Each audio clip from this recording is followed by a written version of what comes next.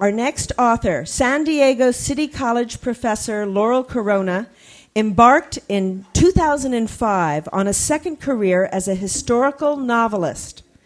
6 years later, Laurel has 3 books from major publishers, including The Four Seasons, the 2009 Theodore S. Geisel Award winner for the San Diego Book of the Year, Penelope's Daughter, and in less than 2 months, a third novel, Finding Emily.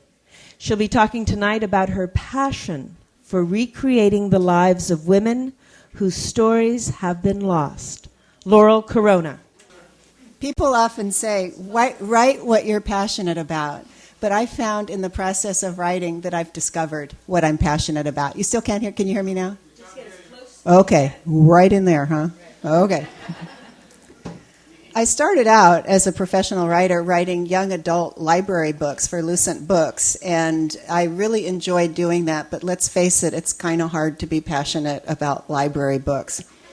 So my first trade book, meaning the kind that you can pick up at Upstart Crow, which I am saying because she is selling my books tonight, is a book called Until Our Last Breath, which is about Jewish resistance in the Holocaust. And I learned about passion from that book because it mattered immensely to me to pour every single bit of the ability and passion that I had into writing the best possible book I could write to honor the victims of that terrible time. I'm so proud of my writing in that book, but I concluded from that experience that I really didn't want to write nonfiction anymore, because I found for me that so much of the time I had to hold back my imagination, because you're, I guess in a sense, stuck with the facts when you're writing nonfiction. And I really wanted to let my love of storytelling rip. So my first novel, The Four Seasons, was a revelation because I discovered in writing it that I really, really love writing novels.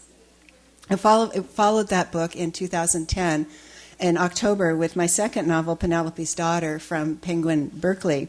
And my third novel, as Kathy mentioned, Finding Emily, is coming out in April from Simon & Schuster.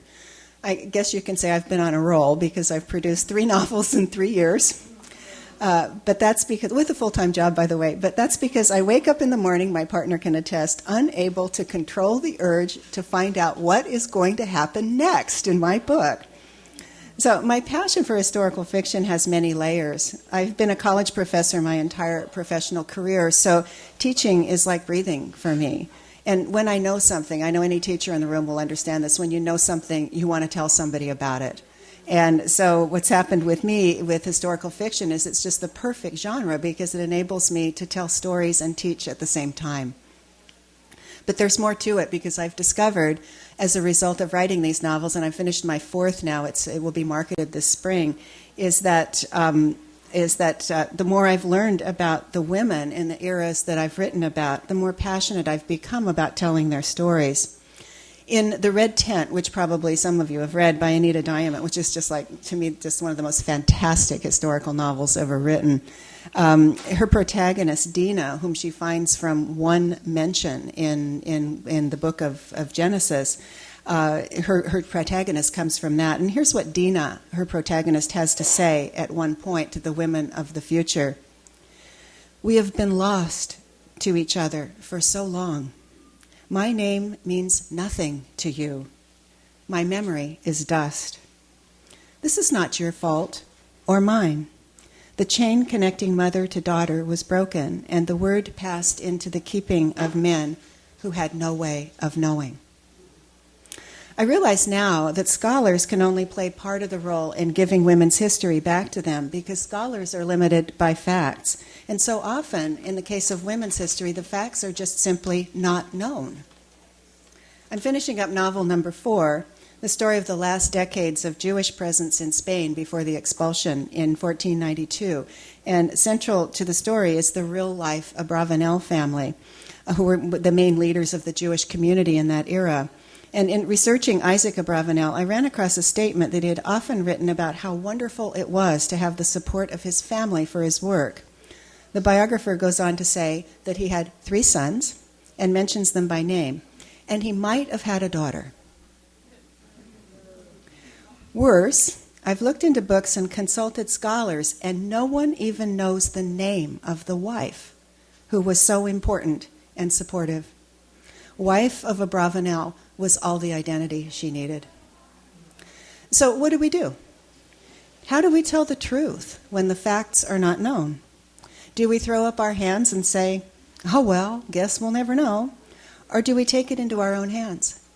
Like scholars, I have to dig deep into sources we have, but I have an advantage in that that's just the beginning of where I can go.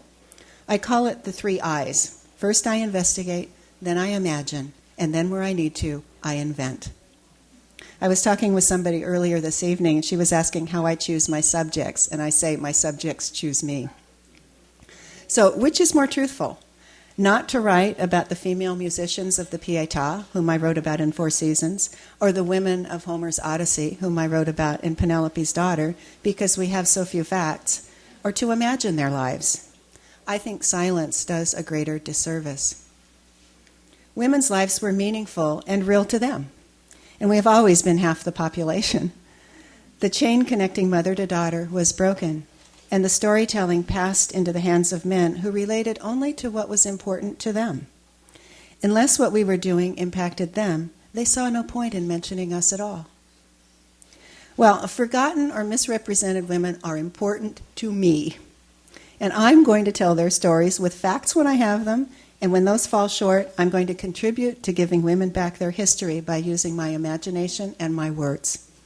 I'll be up at 6 a.m. tomorrow and the next day and the next, doing something about it.